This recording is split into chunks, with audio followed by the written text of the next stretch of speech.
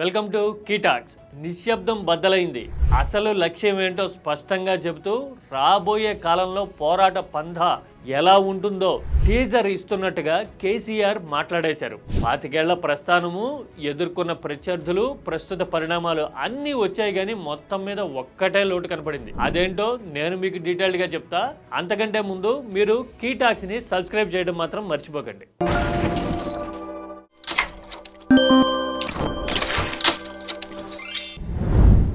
భారీ స్థాయిలో ఈ మధ్యకాలంలో ఎప్పుడూ చూడనంత ఆర్గనైజ్డ్ సన్నాహాలతో బీఆర్ఎస్ రజతోత్సవ సంబరాన్ని పూర్తి చేసుకుంది. పార్టీ ప్రస్థానం నుంచి ఇప్పటి వరకు ఎదుర్కొన్న పరిస్థితులు, దాటిన సవాళ్లు, స్థాపించిన మైలురాళ్లు అన్నిటినీ కేసీఆర్ ప్రస్తావించటము ఈ సమావేశంలో ప్రధాన ఉద్దేశము, లక్ష్యము. అయితే అసలు ముందు పోరాటం ఎలా చేయబోతున్నారు, కేసీఆర్ వ్యూహం ఎలా ఉంటుంది అనే దాని మీద కూడా ఇదే వేదిక మీద కొంత ఫెయిలర్ ఇచ్చినట్టుగా కనపడుతూ ఉన్నారు. 25 ఏళ్ల కిందట కనీసం తెలంగాణ మాట ఎత్తడమే సాహసం అనిపించే రోజుల్లో తాను రాజకీయ పార్టీని ప్రారంభించానని, చంద్రబాబు లాంటి వాళ్ళు అసెంబ్లీలో తెలంగాణ అనే మాట వాడకుండా నిషేధించినా గానీ కొట్లాడానని చెప్పడం మొదలుపెట్టి వైఎస్ హయాంలో రాజకీయ విధానాలు, అలాగే వైఎస్ అధికారంలో ఉండగా ప్రారంభించిన ల్యాండ్ మార్క్ పథకాలను కూడా కేసీఆర్ రేఖామాత్రంగా ప్రస్తావించారు. మొత్తం ఆల్ టుగెదర్ చూస్తే కేసీఆర్ స్పీచ్ లో ఫోకస్ అంతా కాంగ్రెస్ మీదే నడిచింది.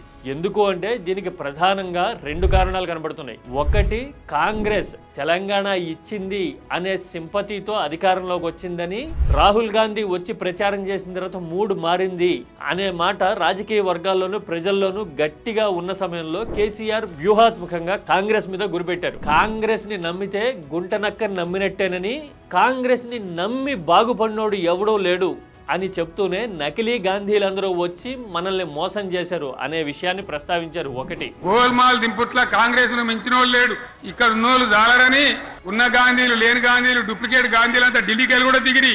రెండోది, కాంగ్రెసే తెలంగాణకి ప్రథమ శత్రువు అని చెప్పడం ద్వారా అసలు ఫైట్ బీఆర్ఎస్ వర్సెస్ కాంగ్రెస్ మధ్యనే, ప్రభుత్వంతో కొట్లాడుతున్నది మళ్ళీ ప్రభుత్వంలోకి వచ్చేది బీఆర్ఎస్ఏ అనే విషయాన్ని కేసీఆర్ చెప్పదలుచుకున్నట్టుగా కనిపించారు.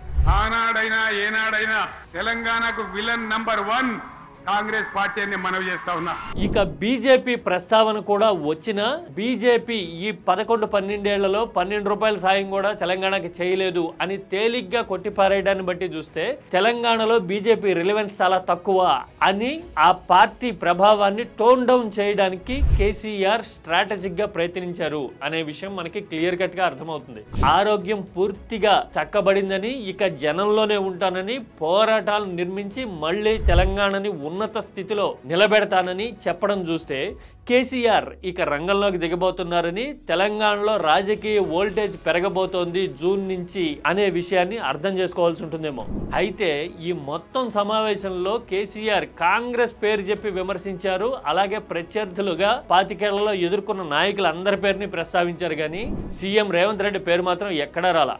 బహుశా తాను ఎప్పటికీ సీఎం రేవంత్ రెడ్డి అనే మాటని చెప్పే ఉద్దేశం తనకు లేనే లేదు అని కేసీఆర్ మరోసారి ప్రూవ్ చేసినట్టుగా ఉన్నారు. అంటే కేసీఆర్ ముఖ్యమంత్రి రేవంత్ రెడ్డి అని తన పేరు పలకాలి, అలా పలికితే వినాలి అనే కోరిక రేవంత్ లో కూడా ఉన్నట్టు ఈ 1.5 ఇయర్ లో చాలా సందర్భాల్లో రుజువైంది. కానీ కేసీఆర్ మాత్రం నిన్ను అసలు కన్సిడరే చేయను పో, నాది కాంగ్రెస్ అధిష్టానం రేంజ్ అను, లేదంటే కనుక ఢిల్లీలో కూర్చున్న వాళ్ళతో కొట్లాడతా నేను అనే స్టేచర్ ని మాత్రమే మెయింటైన్ చేయడానికి ఫిక్స్ అయినట్టుగా కనబడుతున్నారు. అబద్ధాలు చెప్పుతో కాంగ్రెస్ ను మించిన వాళ్ళు లేడు. ఇది కూడా ఒక రకంగా క్లియర్ కట్ సందేశమే అనుకోవాలి. మీరేమంటారు? కేసీఆర్ సభ ప్రభావం తెలంగాణ రాజకీయాల మీద ఎలా ఉంటుంది? రాబోయే 3 ఏళ్లలో హై వోల్టేజ్ పాలిటిక్స్ మళ్ళీ చూడబోతున్నామా? 2014కు ముందున్న దూకుడు బీఆర్ఎస్ చూపించగలదా?